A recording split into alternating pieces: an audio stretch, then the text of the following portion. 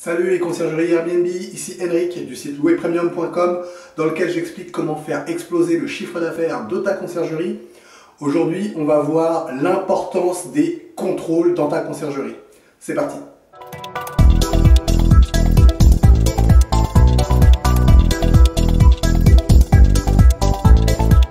Juste avant de commencer, je t'invite à cliquer sur le bouton s'abonner qui se trouve juste en dessous et à activer les notifications afin d'être informé de toutes mes prochaines vidéos sur la conciergerie Airbnb. Également, je t'invite dès maintenant à me laisser un pouce bleu afin de me motiver à te laisser toujours plus de vidéos, toujours plus de conseils sur la conciergerie Airbnb. Alors, pourquoi c'est important de faire des contrôles dans le cadre de ta conciergerie Airbnb ? Alors, c'est vrai que dans ta conciergerie, tu vas automatiser beaucoup d'actions. C'est ce que je recommande, notamment grâce à ton Channel Manager. Mais après, il y a un certain nombre d'actions et d'activités que tu vas devoir déléguer parce qu'on ne peut pas les automatiser.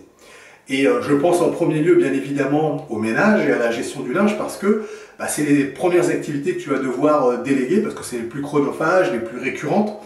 Et c'est celles qui peuvent, c'est celles qui vont te prendre le plus de temps, là où toi tu aurais besoin d'aller faire plus de prospection, plus de contrôle justement, donc on va y revenir, plus de prospection, plus de contrôle, plus de mise en place, et donc du coup tu dois optimiser ton temps par rapport à tout ça. Alors, c'est dans le cadre de ces délégations d'activités que tu vas mettre en place du contrôle, parce que comme je l'ai déjà dit dans une vidéo précédente, c'est qu'à partir du moment où tu décides de déléguer une activité, eh bien, sois bien conscient que tu vas te créer deux nouvelles activités que tu n'avais pas avant.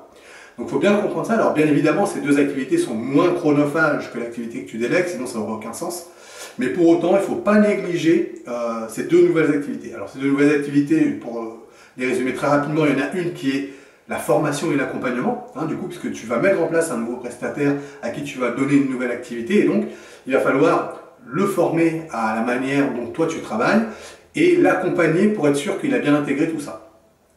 Et ensuite, surtout, c'est le contrôle.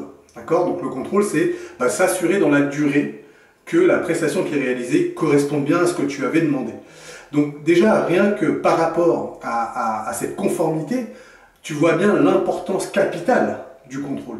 C'est que le contrôle, il est là pour vérifier que la prestation réalisée corresponde exactement à ce que tu as demandé au moment du démarrage de l'activité, au moment où tu as signé le contrat avec le prestataire en question.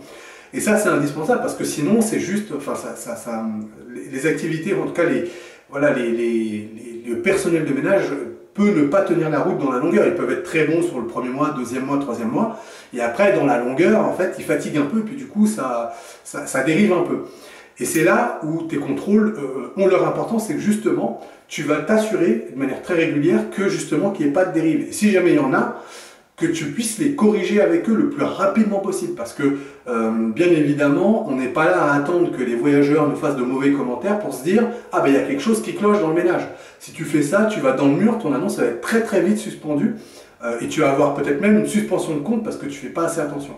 Donc tu dois être proactif, tu dois aller contrôler le personnel de ménage sur place pour vérifier que la prestation est bien réalisée. Donc ça c'est vraiment hyper important, c'est la conformité de l'activité qui est réalisée.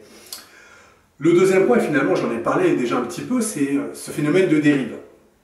Alors ça c'est quelque chose qui est assez naturel, qui est humain. C'est pas spécialement pour le personnel de ménage, ça marche pour tous les êtres humains, j'allais dire, qui prennent en charge une activité. C'est qu'au démarrage, on est motivé, les choses se passent bien, on fait attention et tout ça, et puis après, dans le temps, on fatigue un peu, on est rentré dans une certaine routine aussi. Et tout ça fait que l'activité qui est réalisée, parfois elle dérive par rapport à ce qui était prévu au départ. Il y a du relâchement, tout ça c'est lié un peu à cette routine, à cette fatigue, qui fait que un moment donné, la prestation n'est plus tout à fait ce qu'on avait prévu au départ.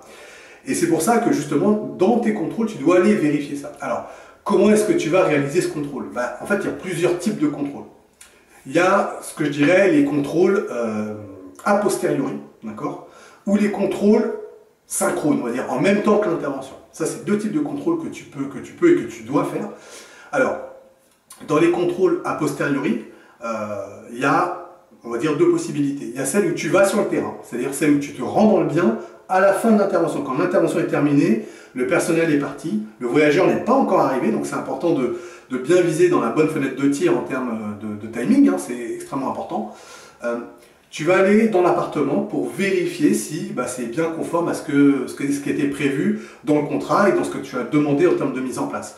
Et donc ça, c'est du contrôle a posteriori sur le terrain, et là c'est certainement le meilleur moyen de voir si l'activité est bien réalisée, parce que tu vas aller sur place avec ta grille de contrôle, hein, c'est-à-dire les différents points que tu veux vérifier et qui doivent être impérativement OK, et si c'est pas OK, eh bien ça va être tracé, éventuellement tu vas le corriger sur place, hein, parce qu'il y a un voyageur qui va arriver ensuite, donc je sais pas moi, si l'aspirateur est mal passé parce qu'il y a des miettes partout, tu te doutes bien que tu vas pas juste noter OK et puis partir, enfin en tout cas dire que c'est pas OK et puis partir. Bien évidemment, tu vas dire que c'est pas OK, tu vas prendre des photos, évidemment, pour partager avec ton prestataire, mais bien évidemment, tu vas corriger, c'est-à-dire que tu vas repasser l'aspirateur.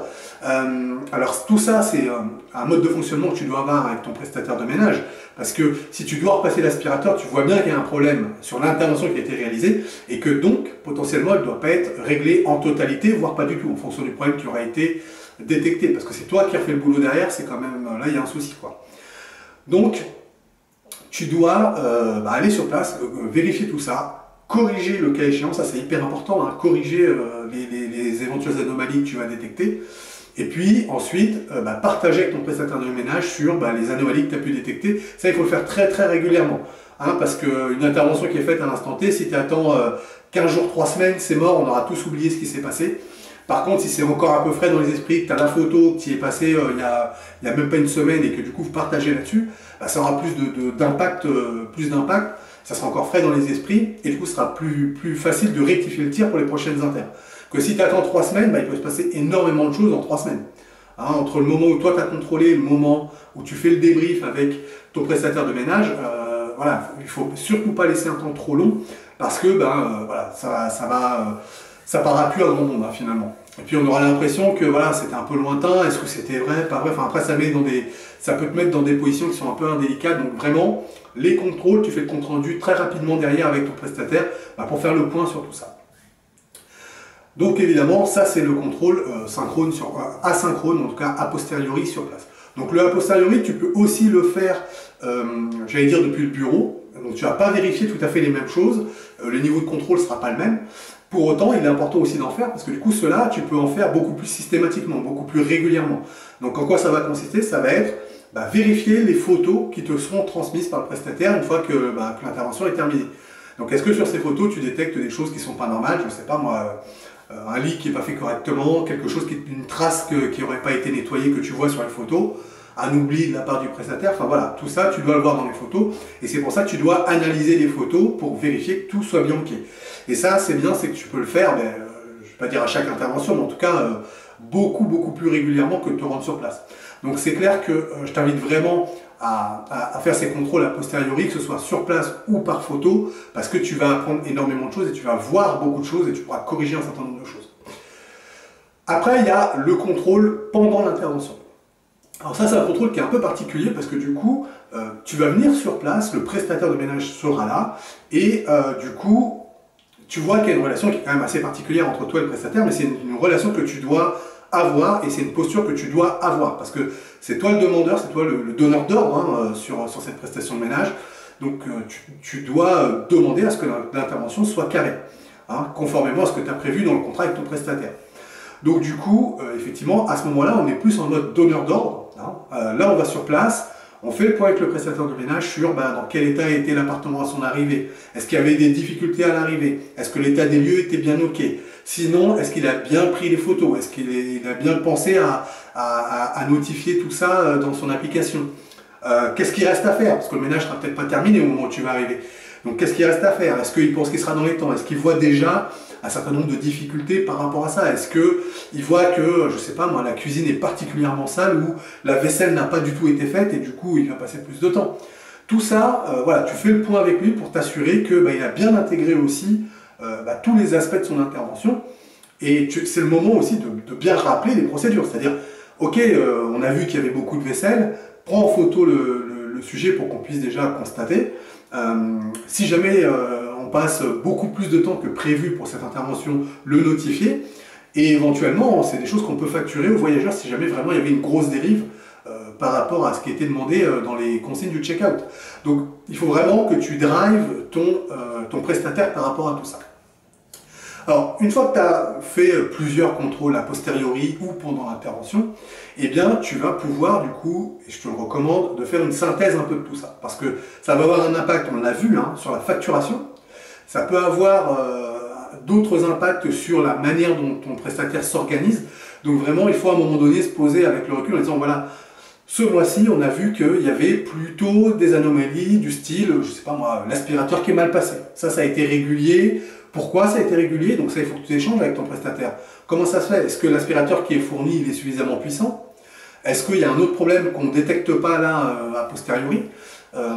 Voilà, en tout cas, il faut essayer de prendre ce temps-là pour bien comprendre les choses. Donc tu vois qu'il y a un petit peu de temps dans tes contrôles. C'est le débrief un petit peu, je dirais, à chaud, le plus proche possible de l'intervention.